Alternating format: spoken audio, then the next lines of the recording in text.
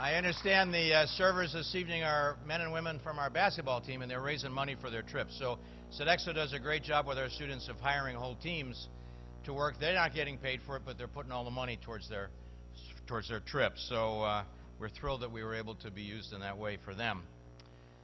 So as you know, we're nearing the close of two incredible days, really, for our ROTC Centennial celebration and symposium. And in a moment, I'm going to introduce Major General Peggy Combs and ask her to give her a summary, kind of be our rapporteur of what has it meant, at least to her, responsible for our Army ROTC program over the last couple of days. She was very instrumental with me, and I first talked to Peg and said we were thinking about doing this. Would she let us? And we've kind of communicated back and forth, and she said it would be a great idea. And so Peggy, thanks for all the help in the beginning and the planning, and I think we both knocked it out of the ballpark with unbelievable speakers for the last 2 days. So Major General Combs' bio is in your symposium program, but for the benefit of our virtual audience, and we're actually also doing this virtually for our students, our graduate students and all of the ROTC units, let me just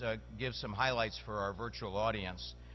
She is the Commanding General of the United States Army Cadet Command, whose mission is to partner with academic universities and colleges to recruit, educate, develop, and inspire senior ROTC cadets in the order for them to get commissioned and become officers of character for our total Army.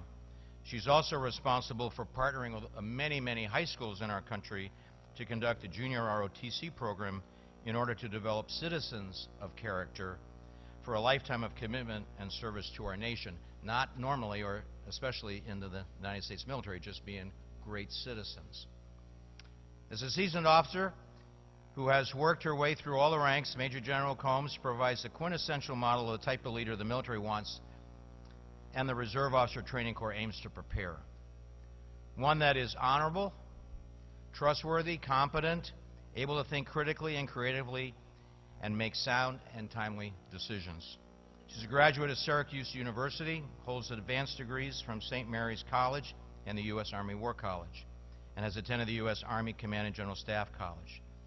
She was a commissioned regular second lieutenant in our Army in the U.S. Army Chemical Corps in May of 1985, and has for the last 30 years has served in a variety of leadership and staff positions, both at the tactical level and the strategic level. Her awards and decorations are highlighted in the program and serve to illustrate her service to nation before self. An article on the Institute of Veterans and Military Families website featured a quote from Major General Combs that summed up how she feels about her 3 decades of service. Quote, she said, "For me, soldiering is truly an affair of the heart. It really is about a love of service, a love of country, and the respect and love of our brothers and sisters in arms that serve with the same heart of service and commitment." Close quote. Let's give her a big Norwich welcome. General Combs.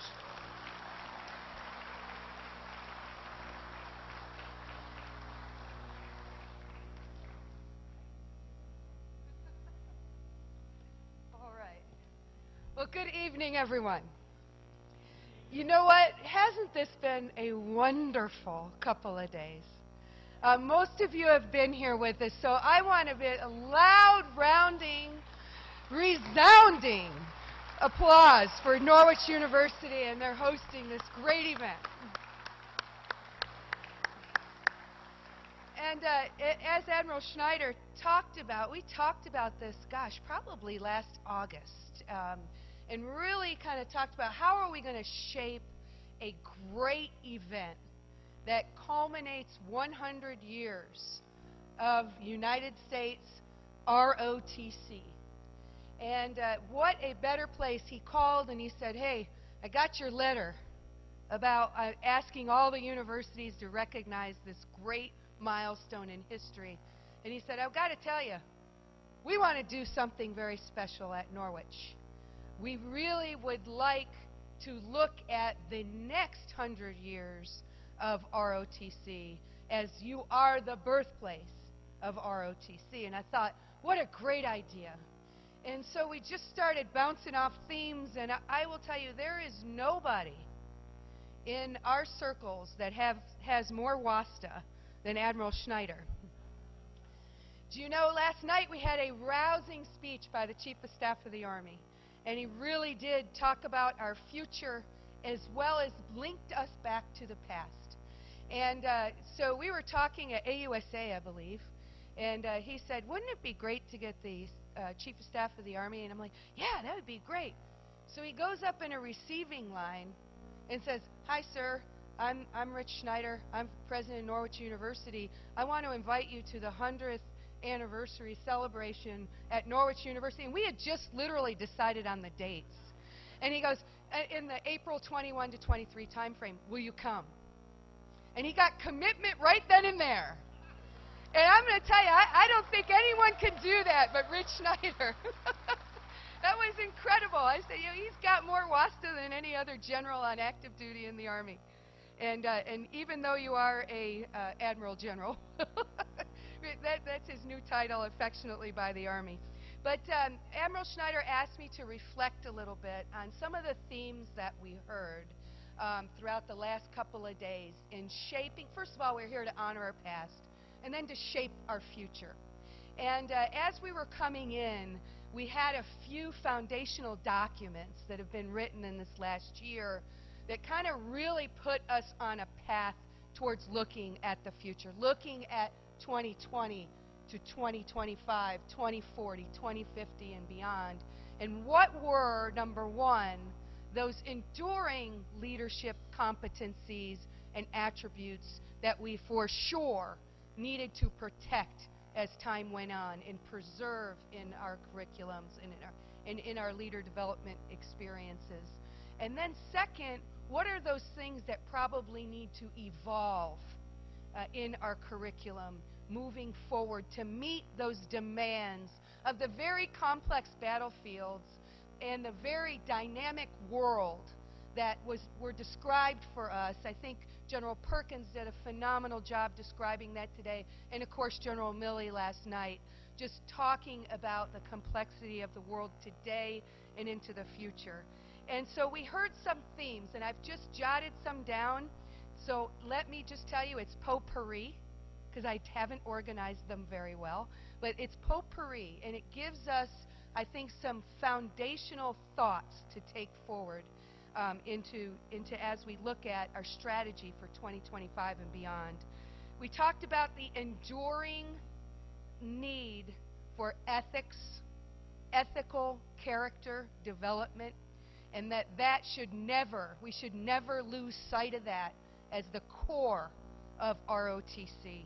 We talked about developing integrity and developing values and how do those evolve through ROTC curriculum and instruction. We also talked about trust as the bedrock of our profession and the need to be stewards of our professions and the it's absolutely concrete requirement to be those stewards of the profession for all of our forces. We talked about the need to integrate some up-and-coming things. We talked a lot about the joint international and interagency environment that we fight in today, that we will continue to fight in the future. And the need to look at cross-cultural competencies and really focus more on those within our curriculum so that our lieutenants that enter our services are able to truly communicate across cross-cultural barriers, have that empathy, and I think one of the cadets put it this way, the soft skills of how we actually coordinate operations amongst cultures. We also talked about curriculums and bringing in an interdisciplinary and multidisciplinary approach to the curriculums so that we're able to expand and broaden the minds of our cadets while they're also expanding and broadening their minds within their major. So for instance, things like the humanities that are taught a lot to our liberal arts and kinds of majors, bringing some of those theories into our instruction in military science in a way that it's applicable to the skill sets that our officers need moving forward, so that we get those skills in folks like our engineers and our STEM majors, whose time is very valuable on universities. Their time is taken up primarily by all of their major classes, and then we throw in there our ROTC instruction, and then you all have your core events as well. So they're already a little too busy for us to go tell them, hey, go take another 12 credit hours of these kinds of classes.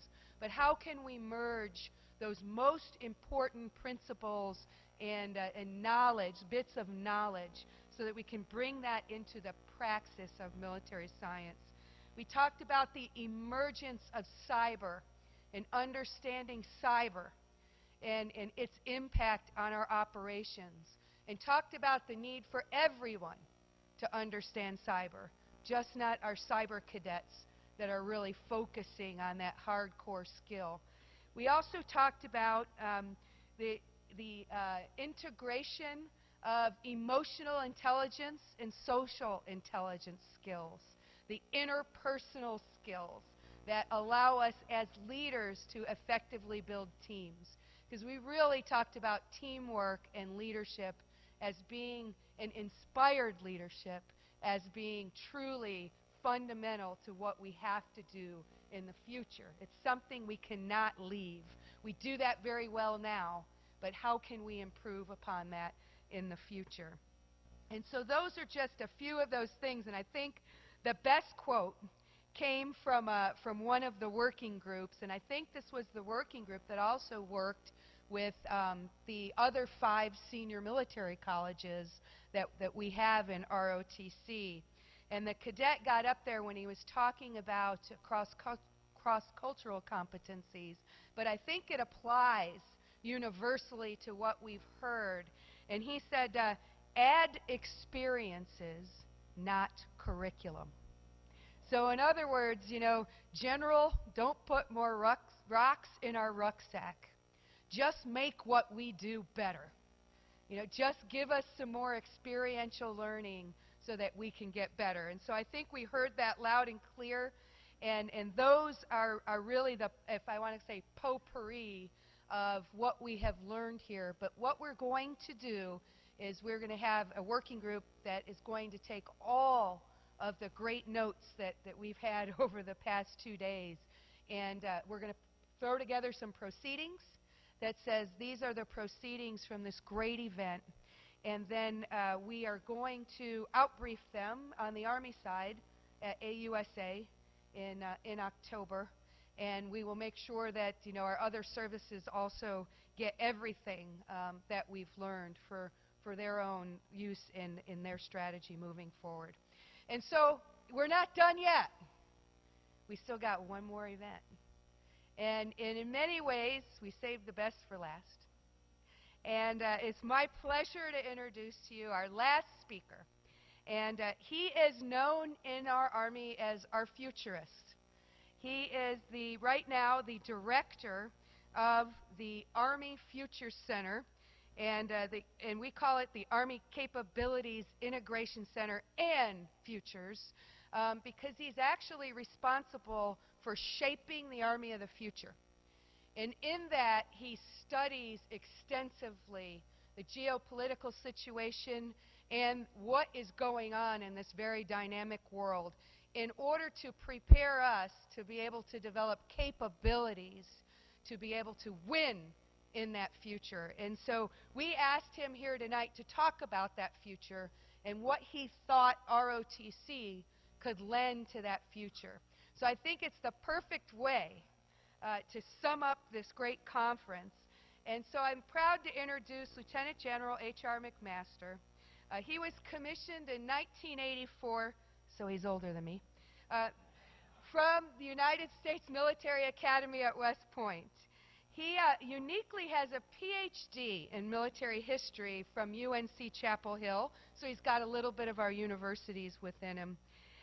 He also, prior to his assignment as the Futures Director, he also served as the Commanding General of the Maneuver Center of Excellence in Fort Benning. And for those of you that don't know what's at our Maneuver Center, that's our Armor Center and our Infantry Center for the Army. So he was in charge of maneuver, and there he transformed the complete leader development map for our combat arms officers in infantry and armor. Just amazing work. He's also a career armor guy, but he's a cavalryman.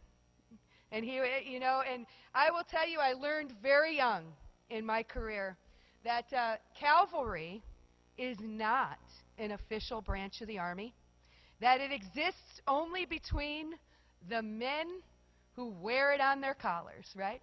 That's what I was told earlier. We're not an official branch, but we sure do exist between the ears of the men who wear it, right? So in his capacity as a great cavalryman, he has commanded at the squadron level, 1st Squadron, 4th Cavalry in Germany, and then at the 06 level, 3rd Armored Cav Regiment. And his most recent deployment, of course, he deployed with 3rd Armored Cav Regiment to Iraq. But his most recent deployment, he was the commander of the Combined Joint Interagency Task Force for Transparency, in other words, anti-corruption, in Kabul. And so, ladies and gentlemen, it's an honor for me to introduce a great friend and a wonderful cavalryman, Lieutenant General H.R. McMaster. Thank you. Thank you.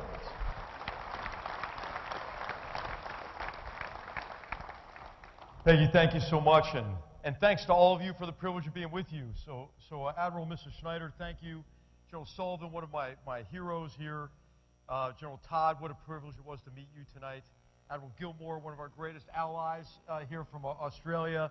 And then all fellow general officers, but really mainly cadets, faculty members, those who really make this great university work and make ROTC, this awesome program, work for not just our services, but for our nation as well. So it's a privilege to be with you to celebrate the last 100 years, but then also to talk about really the next 100 years and what lies ahead, I think, for our nation, and how ROTC will play a critical role to ensuring that our nation remains secure, that we are prepared to deter war, which is really what we want to do, right? But when that fails, to be able to fight and win in future armed conflict and protect our fellow citizens. So as a cavalry officer, you know, I've long admired Norwich. I mean, it has a great cavalry tradition. And Major General Ernest Harmon is my hero. I mean, he really is my hero. And when I first learned about General Harmon, I was about ready to deploy to Desert Storm, Desert Shield at the time. And you know, my executive officer, our troop executive officer in each troop of the 2nd Cavalry Regiment, was cleaning out his office. You know, and XO's office has like a little bit of everything. You know, pretty scary. You know, smoke grenades, whatever, things that weren't supposed to be there. But behind one of the drawers, he pulls out this paper, and the title is Notes on Combat Actions in Tunisia and North Africa by General Ernest Harmon, written by General Harmon based on 2nd Armored Division's experience in World War II in North Africa to help all the other divisions prepare for the invasion of Normandy. You must read it. Every cadet, you have to read it. It's brilliant. It is the best preparation for combat that our unit had, and we distilled out of that so many lessons. Fundamentally, it was the division will succeed only as the platoon succeeds. So all of you who are going to be lieutenants in any of our services, what that means is you're not apprentices, you're not novices, you're combat leaders. Everybody will look to you when things get tough in battle, so you have to be a leader in all things from day one. And so, but I could go on and on about his many observations. You know, the most important thing you can do as a leader is put leaders in positions of leadership. And then he had great advice, you know, for, you know, how to fight. You know, one of his axioms was, if it takes a toothpick, use a baseball bat. Right? But I really recommend this paper to you. And so I grew fond of General Harmon, and I read his memoir, Combat General. I took it with me to Iraq, and it got destroyed there. It was out of print, but a good friend of mine replaced it for me, thank goodness. But anyway, it's just such a privilege to be here as a cavalry officer. You can't help but, but absorb, the cavalry spirit. And you had General Milley here, right, yesterday. And I should tell you, I mean, he should have told you himself, but I'll have to let you in on this. He really wants to be a cavalry officer. He really does. He really, really does. And so he's very covetous of the cavalry. I mean, you can't blame him, right? So we fought together in South Baghdad. His brigade had been there for about 8 months. We were just getting into the so-called Triangle of Death area of Mahmudi, Lutefiya, Yusufiya. And that guy was a great combat commander. He was forward with his soldiers every day. And our regiment learned so much because they had already been there for 8 months. And he didn't have tanks and aircraft and Bradleys, and we cut them to him. We didn't have infantry. He cut infantry to us, and we just got after the enemy together. But one day, we had one of our meetings about how we match up our capabilities together and how we get after the enemy. And he was walking kind of awkwardly, out of the regimental headquarters. And I said, Mark, what are you doing? And he was stealing the saber of command, General Patton's saber from the 3rd Cavalry Regiment. He had stuffed it in his pants, So of course I couldn't blame him. I said, I know you really do want to be cavalry, but give me the saber back, damn it. But what a great opportunity to hear from him as always, and so so many other Norwich graduates who I've come across my career, right? So 2nd Lieutenant Michael Hamilton, I think he was probably class of '89. Brian, I think he was. He was a great hockey player here. We called him Bullwinkle because his head was not unlike a moose's rack. It was a very large head. I mean, we were concerned that we might not be able to find, a combat vehicle crewman helmet to fit his head. Actually, the one that we did find, the largest one, it kind of was like a yarmulke on the back of his head. Appropriate for Passover, but it's on the back of his head. But what a great combat leader, a great combat Norwich leader. Brian Radliff. Brian, where are you? Raise your hand. Okay, awesome. Another one of my lieutenants, great. And then a major with us in the 3rd Cavalry Regiment. Great combat leader, awesome combat leader. Scott Breckenridge, who all you know here at your ROTC department. Where's Scott? My first company commander as a tank platoon leader. And then one of our lieutenants stupidly said, hey, I think lieutenants need an office, And so Breckenridge at the time, Captain Breckenridge reached behind him. He had one of these heavy, Samsonite briefcases. He said, lieutenants don't need an office. You need the front slope of your tank. And he hurled the Samsonite briefcase at one of my unfortunate colleagues, who was able to deflect it, luckily, and survive the experience. But I learned so much from that guy. What a great leader. I could go on and on about Michael Krause and so many just great Norwich graduates who had a huge impact on me. But okay, last week though, I was at Carnegie Mellon University, and I ran into one of your most recent graduates from class of 2015. Her name is 2nd Lieutenant Maria Lavolsi, who is in our Army's new cyber branch. And so I said, hey, I'm going to Norwich. I'm going to your old school. Let me know what you thought about the experience and everything. So she wrote to me, and I think this says everything about ROTC and about Norwich. She wrote, I can honestly say that going to Norwich has led me to where I am today, and I would not have the work ethic and motivation I have if it weren't for attending Norwich. Norwich makes you want to be the best you can be every day. And so, we read a lot today, right, about differences in generations, right, and millennials versus and everything. So I don't buy into it, because I think that there is a lot more continuity across generations, especially among those who volunteer to serve in our armed forces. And there are a lot more continuities and differences, I think, among these generations. Our military is a living historical community. And ROTC, one of the key things ROTC does, is it helps us to preserve the legacy of honor, courage, and selfless service that we have inherited from those who have gone before us. Some of those at this front table who are heroes of mine, heroes like General Ernest Harmon. So when Captain Alden Partridge planted the seeds of ROTC, when he founded what became Norwich University in 1819, his goal was to prepare citizen soldiers to defend our republic through a national system of education, of professional and militia officers. Later, in the 19th century, angered in part by the defection of so many West Pointers, I hate to say that, to the Confederacy during the Civil War, Congress included the requirement for military training in the Morrill Act of 1862. That's in the establishment of land-grant universities. So we expand. We see this expanding of training citizens to become soldiers in the professional armed forces and in the militia, or the full-time armed forces and the militia. In 1916, of course, General Leonard Wood, as he watched the carnage of the Great War in Europe from afar, he wanted to create a body of reserve officers to enable the Army to expand should the United States be drawn into another war. The National Defense Act established ROTC as a formal program, or to that war or subsequent wars. So that system for training and educating civilian volunteers to become leaders and warriors in our armed services is as vital to our nation's security today as it was throughout the 20th century, the century that was the bloodiest in human history. And that is because the stakes today are high. They're very high. Threats to national security and all humanity are increasing, and our military is shrinking. And so the need for ROTC is certain to grow. It is certain to grow because our nation will have to respond to those threats and is likely to struggle to develop the capabilities and regain the size and strength necessary to secure our nation. The stakes are high today because we are engaged, as previous generations were engaged, against enemies that pose a grave threat to all civilized peoples.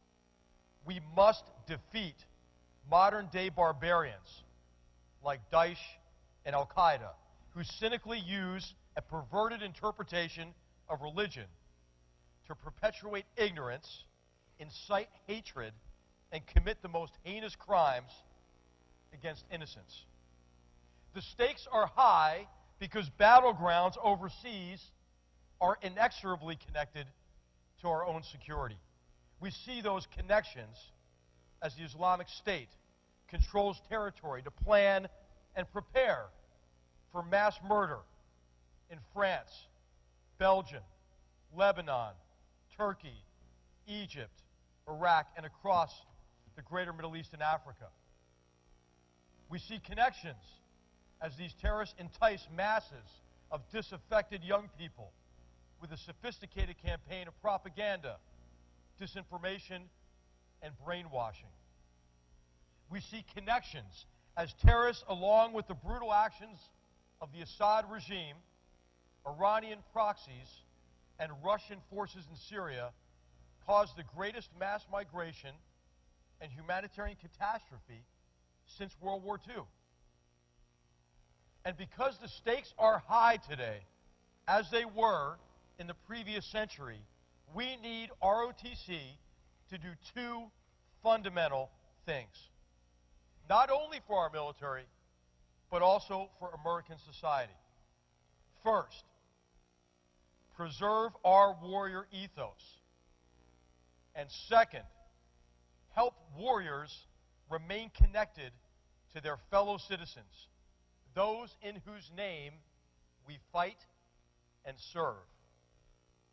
So the warrior ethos is a covenant.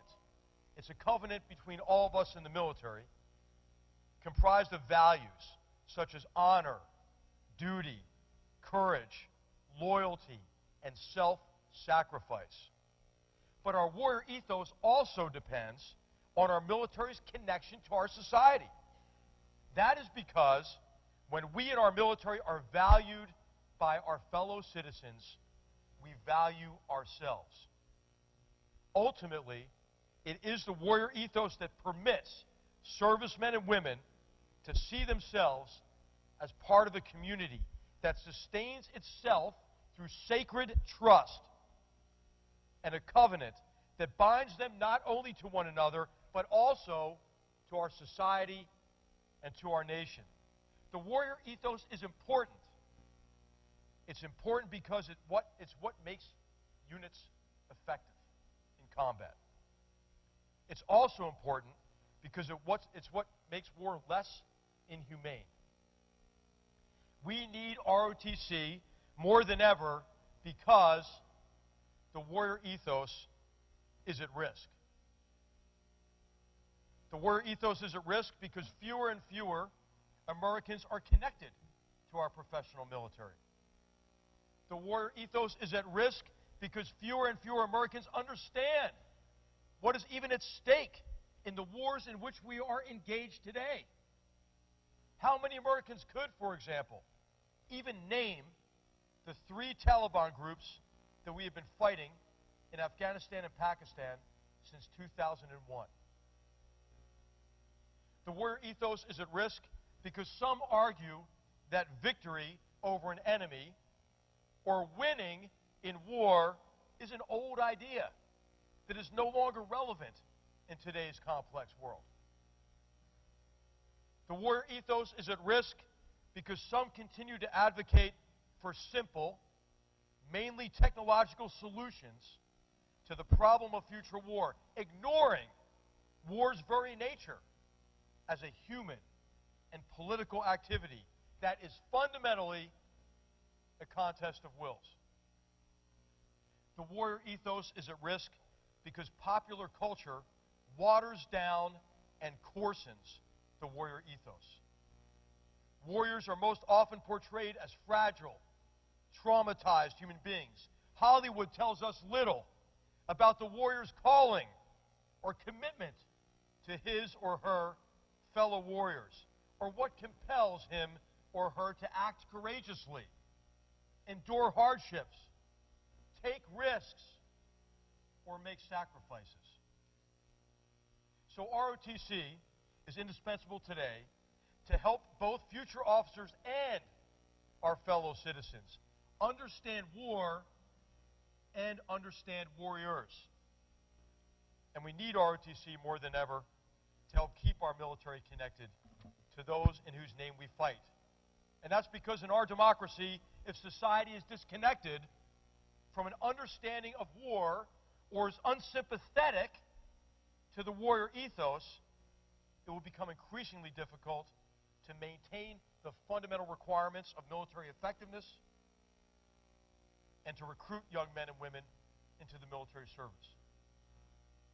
So we might emphasize above all to our cadets and to our citizens that our soldiers, sailors, airmen, Marines, and Coast Guardsmen are both warriors and humanitarians.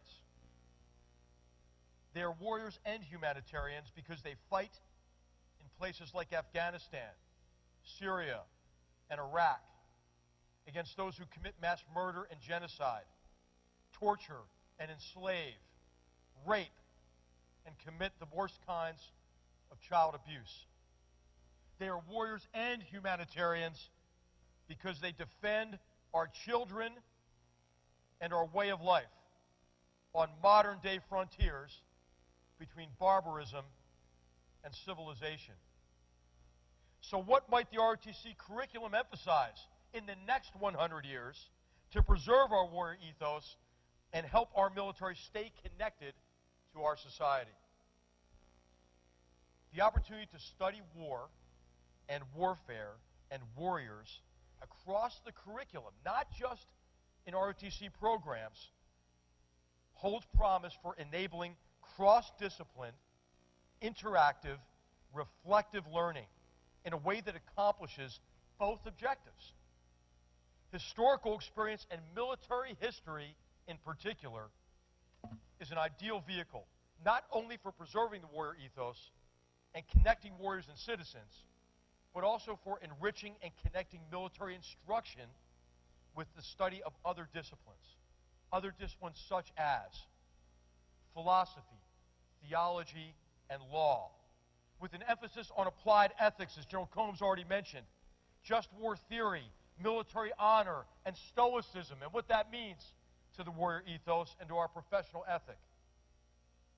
Language, geography, and area studies, as General Combs already mentioned as well, to understand and develop empathy empathy for the cultures and historical experience of the peoples among whom wars are fought. Literature. Literature to reflect on examples of positive and negative leadership, as well as the human experience and morality and immorality of war.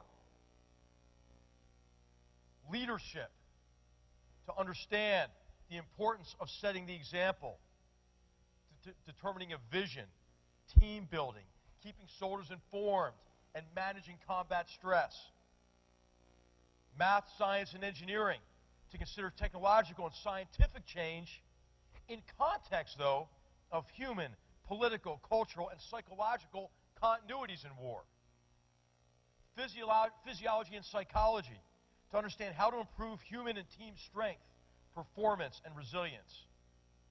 So encouraging universities to offer and cadets to pursue an interdisciplinary approach to the study of war will help integrate academic, military, and physical development to produce leaders of character who possess the intellect and the determination to win against these enemies we're facing and to win in this complex world. And would provide an opportunity for future military leaders and fellow students to discuss what they might expect from each other. Those discussions might provide a corrective to the tendency in our country to confuse military studies with militarism. As the English theologian, writer, and philosopher G.K. Chesterton observed, war is not the best way of settling differences, but it is the only way of preventing them from being settled for you. And as George Washington once observed, to be prepared for war is the most effectual means to promote peace. So we ought to study war in a way that's analogous to what Raymond Bradbury was trying to do in the great novel Fahrenheit 451. When he was interviewed, an interviewer said, "Are you trying to predict the future?" He said, "Hell no, I'm trying to prevent it." And so the study of war is important to the preservation of peace. So those discussions could promote moral conduct by generating empathy for others, as General Combs already said, in an effort to prevent war or at least make war less inhumane. As a Roman emperor and Stoic philosopher Marcus Aurelius observed, respect becomes concrete through empathy. Empathy developed through the study of war is important not only to the development of military leaders who are both warriors and humanitarians, but also to the preservation of our identity and strength as a nation. Those discussions between young men and women in our universities could help young cadets and young students understand and respect their roles as warriors, humanitarians, and citizens. Those discussions about the study of war and warfare from an interdisciplinary perspective will provide future officers not only with a strong understanding of their profession, but also a solid foundation for further education and self-development. The goal should be to spark intellectual curiosity. It would be consistent with Clausewitz said about military theory. It's not to accompany you to the battlefield to make your decisions for you, but it's just as a wise teacher guides a student in their self-education, that your knowledge of war is not to lead you by the hand, but to allow you to deal with complex situations, ask the right questions, and to learn across a career of service. So ROTC graduates don't have to be experts, but ROTC graduates must know enough to be humble and sensitive to the limits of reasoning by historical analogy, but also confident enough to continue learning and to be engaged on contemporary issues of national security. So unless future officers study war and warriors, lessons from even our most recent military experiences will, in the words of the great historian Carl Becker, lay inert in unread books. That would not only be regrettable, it would be dangerous. Dangerous to the national interest and dangerous to those who do the fighting. Humanity needs American warriors now more than ever. The stakes are high, but we should be confident. Confident because ROTC and the universities like this great university that host ROTC will continue to develop young men and women who are warriors and humanitarians. Confident because ROTC will help keep our servicemen and women connected to their fellow citizens. So to cadets here this evening and ROTC leaders and the faculty and staff who are training and educating our next generation of Army leaders, thank you for your service to our nation and humanity. And thank you for the great privilege of being with you to celebrate this awesome anniversary. Thank you very much. General, right on target. Thank you. Thanks. Really. Thank you.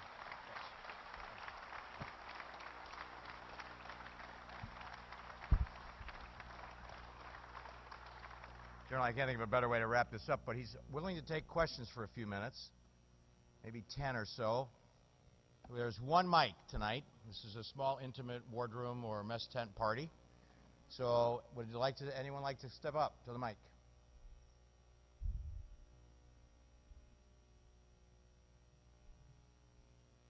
Good evening, sir. I'm Cadet Walbridge. I'm a junior here in the Corps of Cadets, and I'll hopefully be commissioning in the United States Air Force next year. I also work for Google as a part-time job as a student ambassador for our university on their tech side of everything.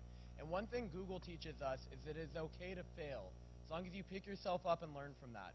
What words of wisdom would you be able to give all of us, both cadets, adults, professionals, even fellow generals, that other people would consider your biggest failure or one of your biggest failures, but that you saw as a learning experience, that you picked yourself up and continue to move on? Okay, well, you know, the older you get, the better you were. You know what I mean? So it's hard to come up with things as you look back in retrospect, you know. But, gosh, I'm sure there are a lot of failures in my career, but I was very fortunate to grow up in an environment where leaders underwrote mistakes and encouraged you to make mistakes of omission. So in the cavalry, our culture is that the only mistake you can make is to say you're waiting for orders, right? And the leaders underwrite the mistakes of leaders if they're taking risks to try to maintain the initiative over the enemy and so forth. You know, we actually, I think, ought to really push the limits of our capabilities and to recognize that good units occasionally fail because they do push the limits of their capabilities, so they can get better in training and not have to pay the cost in blood, you know, in the future.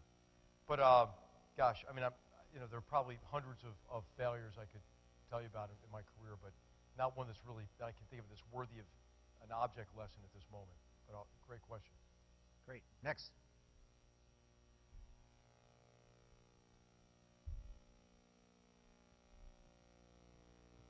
Good evening, sir. My name is Liam Carroll. I'm a junior cadet here at Norwich. A little louder, Liam, please. Oh, excuse me. I'm a junior cadet here at Norwich. I was wondering what you think the biggest threat is facing our Army today. Okay. I think the biggest threat facing our Army today, in terms of external threats, you know, it's very hard to predict, obviously, where the next war is going to be, but we're already at war against a resurgent Taliban that have regenerated and continue to regenerate across the border in Pakistan and Afghanistan. And, of course, the stakes are high there for the nation, but also for our soldiers who are fighting there alongside Afghan soldiers. Because you could be faced with the prospect of the return of a safe haven and support base, or a weak and criminalized narcotic state that could fund transnational terrorist organizations who already want to kill our children. The stakes are extremely high in the greater Middle East with the establishment of a terrorist proto-state in the greater Middle East, and this humanitarian catastrophe I mentioned, but also this very destructive civil war between the Sunni and Shia Arab populations there.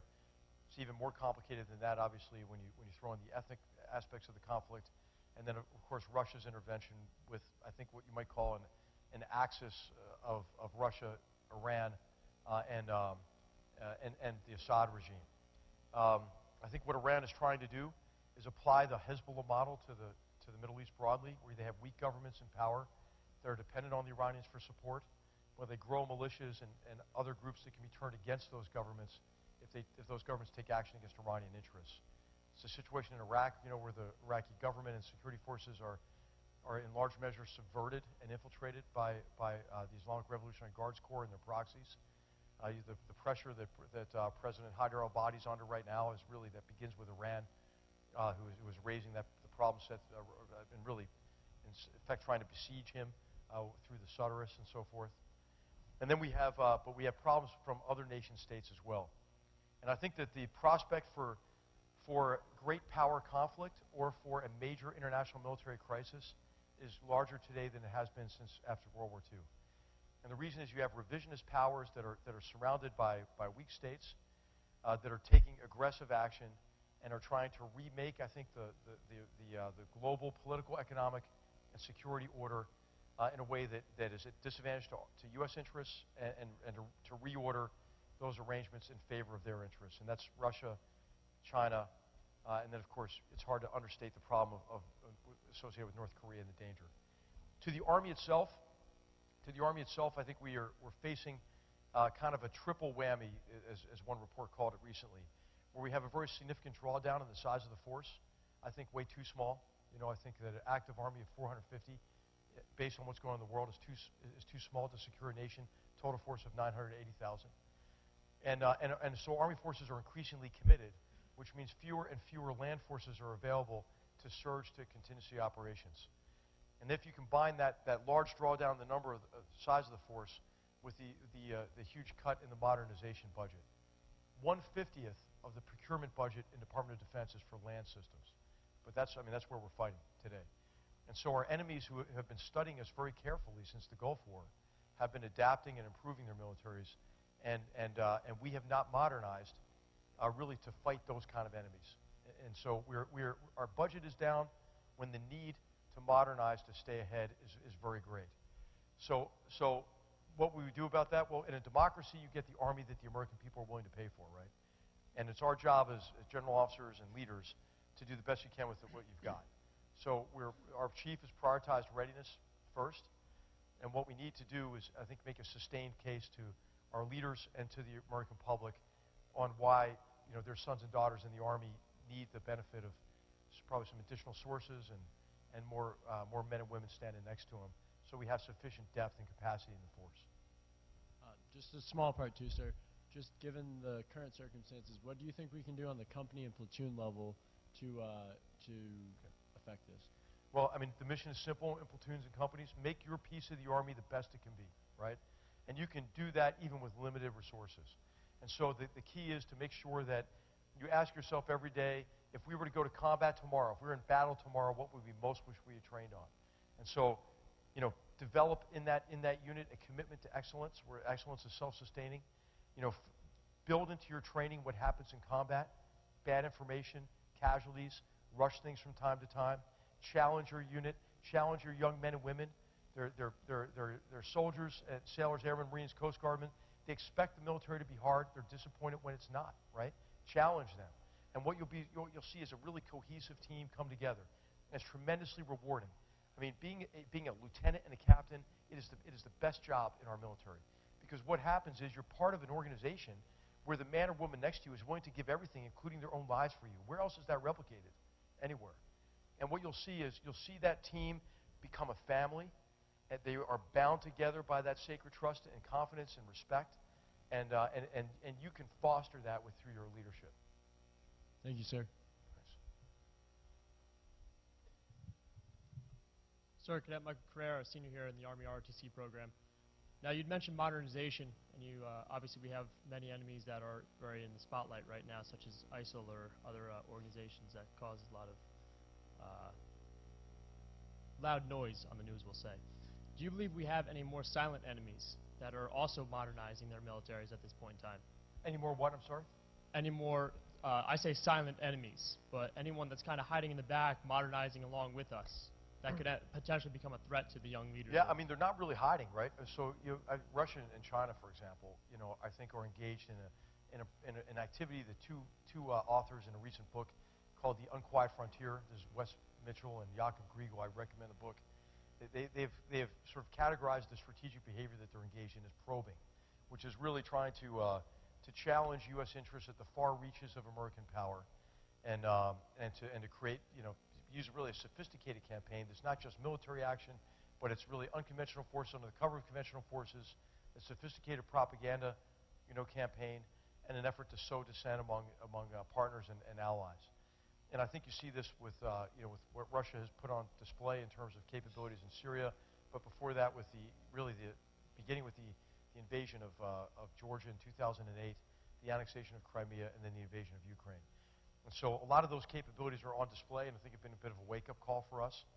Those involve, like massed artillery fires that are tied to unmanned aerial systems, sophisticated cyber electromagnetic capabilities to disrupt our network systems. You see advanced combat vehicles with active protective systems, improved lethality in their anti-tank weapons, for example. So I think we have learned quite a bit about that already, and we're shifting some priorities to make sure that we can maintain overmatch over what are increasingly capable enemies. Enemies that have not remained static, who've been watching us and are trying to improve. I think the key thing, I think there are 4 implications for defense strategy right now, based on what we've seen from Russia. The first implication is allies are more important than ever, right? And so this is a return of geopolitical theory of the late 19th and early 20th centuries, Thomas Mackinder. These conflicts are occurring in shatter zones on the borders of revisionist powers that are trying to remake the world in a way that is more amenable and sympathetic to their interests. It's a very dangerous time as a result of that. So allies are very important. The second thing is that American military power is joint power. You need synergy between air, land, and sea forces.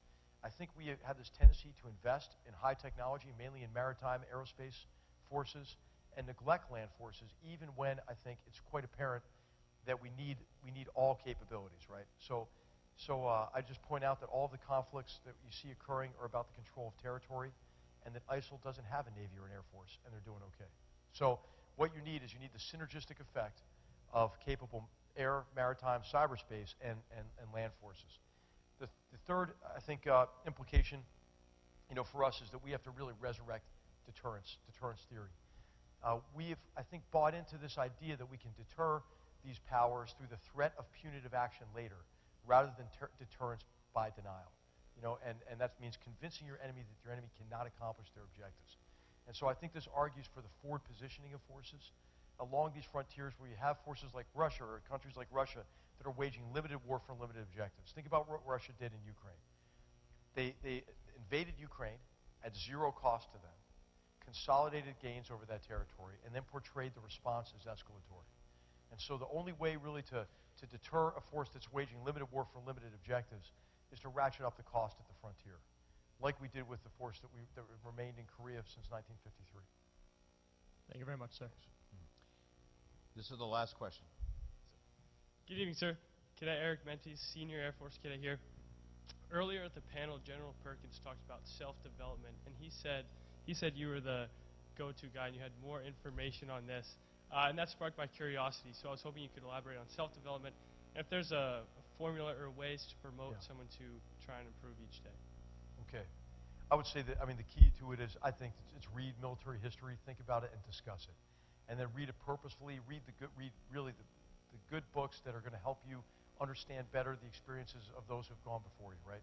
Think about how arrogant it would be if we all said, hey, I'm going to lead young men and women into combat, but all I need to know to do that effectively is my own personal experience, right? No, you have to learn from others, right, to inform your judgment.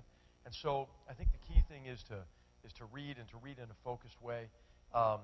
There's a resource available on the Fort Benning webpage. If you go to the Fort Benning webpage and go to Leader Development, it's called the Maneuver Leader Self-Study Program. And in that program, there's an introduction for each topic. So one of it is how to use history to understand your profession and your responsibilities. That's one of the topics. Another topic is moral, ethical, and psychological preparation of soldiers and teams for combat, to operate in environments of persistent danger and uncertainty. How do you preserve the moral character of a unit in those difficult circumstances? So those are just examples of the topics. Then there's a discussion of what the topic is, why it's important to leaders, and then a suggestion about how to go about studying it with like a reading list. And I think the way to do it is to read, a good book with an article that kind of synthesizes the topic, and then look at films and have a discussion. The social aspect of it is really key. and you can form a study group, just using Facebook or something. You can pick the book, read it, discuss, even for those of you who are graduating, you stay in contact with each other and do that. And if you're ever reading like a really boring book and it's boring you, just bag it. Move on to another book, right? Just don't, find the books that interest you and that you think you can learn from and you're excited about and read those. Great questions. Thank you. Fabulous answers.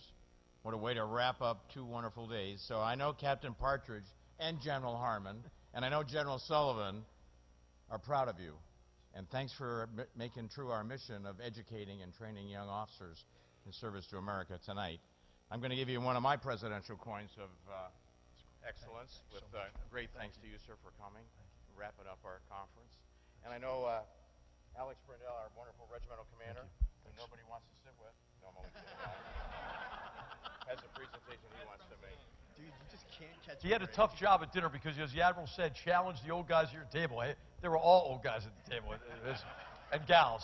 But actually, Peggy's very young. So. Sir, thank you for coming here and concluding our presentation and our evening. And this reads, in appreciation for inspiring words at the ROTC Centennial Symposium, Norwich University, April 22nd. How did you know they were going to be inspiring? 2016. We know you, sir. You're rich. Thanks. Thanks a lot. Thanks, Thanks a sir. lot. Thank you. Thank you. Thanks.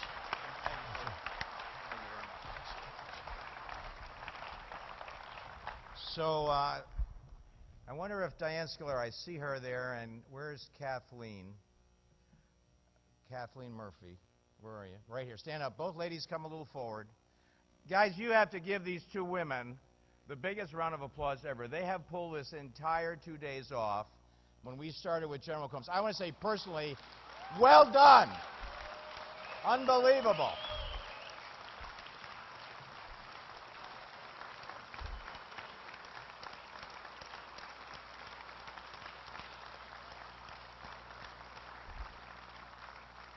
You two made us shine the last couple of days, just sparkle. So thank you. We have some other things for you to think about as well. At your table is a very unique memorabilia piece from this 100th birthday of ROTC. It's in your ammo box. You all need to take one home. You may want to put this in your luggage, though. I'd check in the luggage. I wouldn't carry this in your book bag when you're going through TSA. But it is a bottle opener. It's not a whistle or anything like that. But I think it speaks to what we were trying to do today. And also, I want to say a special thank you for our Salute Ale. Now, just so I can point it out, where is it actually? In the back? Kathleen or Diane, is it back there on that corner? Over there.